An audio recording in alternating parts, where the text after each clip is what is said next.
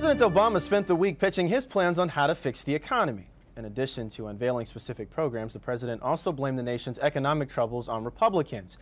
That's led him into a public squabble with GOP House Leader John Boehner. Senior White House correspondent Bill Plant has more. Let me be clear to Mr. Boehner and everybody else. We should not hold middle-class tax cuts hostage any longer. The White House says Cleveland was chosen because that was exactly where Boehner made a speech highly critical of the president last month. President Obama stated he wants to stop some tax hikes and not others. Once again, putting government in the position of picking winners and losers and pitting taxpayer against taxpayer. In his remarks, the president targeted Boehner, singling him out 8 times. There were no new policies from Mr. Boehner. There was just the same philosophy that we had already tried during the decade that they were in power. The same philosophy that led to this mess in the first place. And the president insisted that the Bush tax cuts for higher income earners, couples making more than $250,000 a year, will not be extended when they expire at the end of the year. I think the American people have had enough of politicians in Washington talking about wanting to create jobs as a ploy to get themselves reelected. The only reason they're holding this up is politics, pure and simple. They're making the same calculation they made just before my inauguration. If I fail, they win.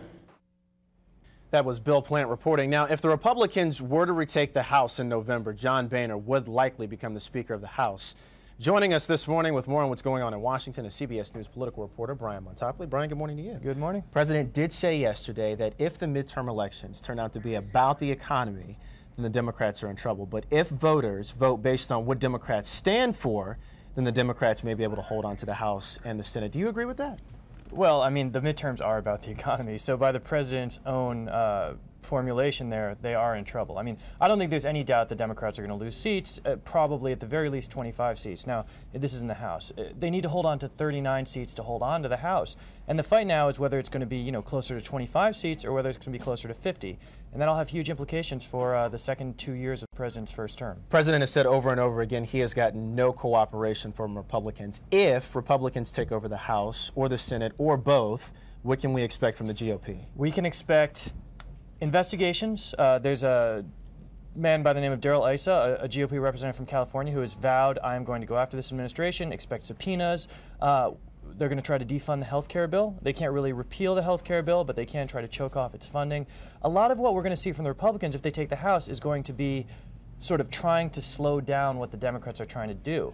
The argument from the Democrats is, look, the Republicans don't have a lot of new ideas. And, the fact of the matter is the Republican Party isn't really about new ideas right now. What the Republican Party is trying to do is say, look, the Democrats have gone too far, and we're gonna put a stop to that. And they think that's a winning argument for November. And frankly, I think they think that's what they're going to be doing for the 2 years if they do win the House. Last year, the president made a back-to-school speech. He's going to be doing it again this year in Philadelphia. Last year, it was controversial. Some parents wouldn't even let their kids listen to it. How come we haven't even heard about that?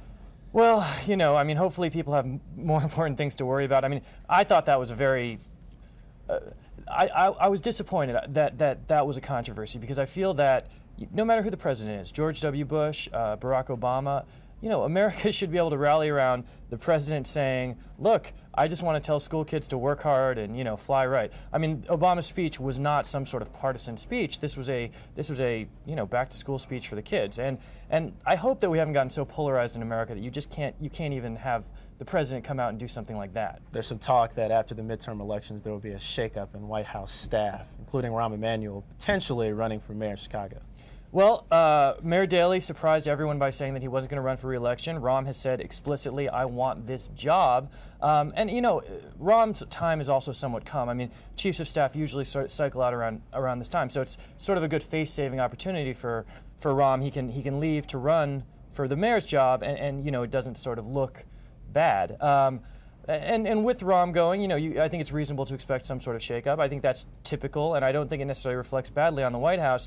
But yeah, we're going to see some changes, I suspect, particularly if the midterm elections go as badly as some people expect them to for the Democrats. And what do you think? Do I think that they're going to lose the House? You know, it's hard to say. I mean, certainly the economy doesn't look like it's going to come back in the way that the Democrats had hoped, and that is certainly the #1 concern for voters.